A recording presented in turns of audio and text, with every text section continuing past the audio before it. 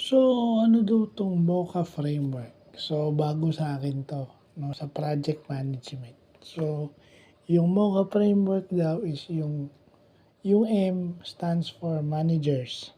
So, yun yung nagde-delegate o yung nagso-supervise, okey? Yung owner, yun yung may-ari ng project, okey? Siya yung nagfi-finance sa lahat.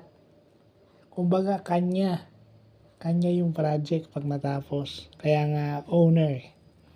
Yung C, consulted yung mga consultant, sila yung nagbibigay ng inputs, sila yung actively involved sa project, at sila din yung nag-a-analyze ng risk and consequences ng mga steps na gagawin para mabuo yung project. Yung H is yung helper, okay? Yung mga supporting staff o staff nung C o nung mga consultant. Pwede rin silang staff ng owner, pwede rin silang staff ng manager.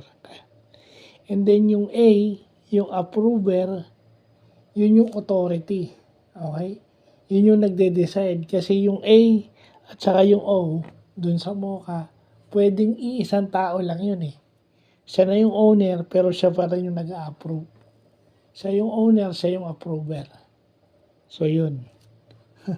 May ganun pala sa project management, no? Ngayon lang natin nalaman yung MOCA framework in project management.